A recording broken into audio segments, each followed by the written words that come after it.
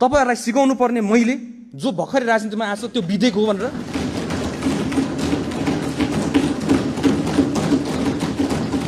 मलाई भन्नुभएको हैन। तपाईहरुले कतिजना मानिसहरुले मलाई भन्नु भएन संविधानको स थाहा छैन यहाँ आएर भने अहिले आएर संविधानको स थाहा नहुने मान्छेले तपाईलाई संविधान सिकाउनु पर्ने यो दिन आएको हो यो सदनमा।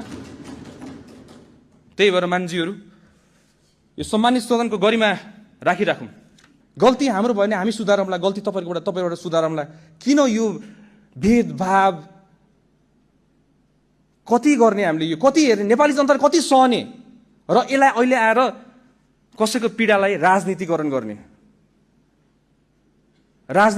कसैको पीडालाई यस्तो त गर्नु भएन नि हजुर। यो त इस्यु होइन नि त। निर्मला हत्याकाण्ड पनि राजनीति भएको होइन त्यतिखेर। तपाईहरु मलाई भन्नुस् त्यो सानो नानीको लास माथि राजनीति गर्ने को हो त्यतिखेर?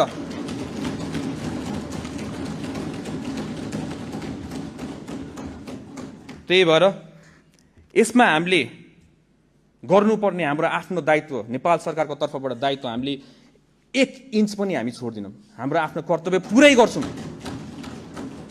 र नचाहँदै पनि आफ्नो अथक प्रयासपछि पनि आज हाम्रो गणेश नेपाली भाइले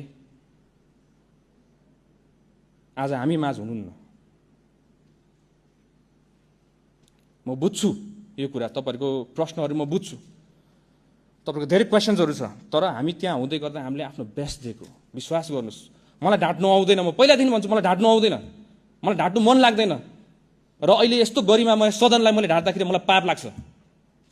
म सारा नेपाली जनतालाई ढाटिरहेको हुन्छु। म यस्तो ढाट्नु मलाई मन लाग्दैन। जे हो यही हो यथार्थ। तपाईले मिडियाकर्मी साथीहरुलाई सोध्नु होला कहिले मैले बोलाएको छु मिडियाकर्मी साथीले मलाई आएर घेरेर बस भनेर?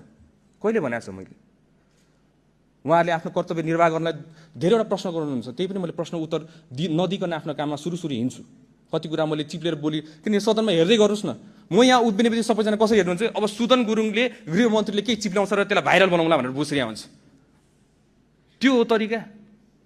तर त्यही पनि कतिजना मानिसज्यूहरू विपक्षी मानिसज्यू भए पनि मलाई माया गर्नुहुन्छ। मैले देखेको छु हाम्रै मानिसज्यूहरूले धेरै माया गर्नुहुन्छ।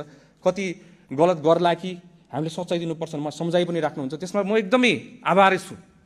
I'm very happy. I'm more than happy. म एउटा जेनेरेसनलाई रिप्रेजेन्ट गर्छु, एउटा युथलाई रिप्रेजेन्ट गर्छु, एउटा नयाँ पुस्तालाई रिप्रेजेन्ट गरेर हामी आइरहेको छौँ। र त्यो पुस्ताको इज्जत धान्ने कर्तव्य मेरो हो। र म त्यो पुस्ताको इज्जत फाल्न नदिनको लागि म हर कदम प्रयास गर्छु। तपाईहरुको नि इज्जत नफाल्नको लागि विदेशमा गएर म तपाईहरुको इज्जत पनि धान्नलाई म हर कदम प्रयास गर्छु। चाहे तपाई कांग्रेस होस्, चाहे तपाई एमाले होस्, तपाई माओवादी होस्, हामीलाई त्यस्तो सरकार छन्। तपाई एउटा नेपाली हो मेरो लागि, तपाई मेरो दाजु हो, मेरो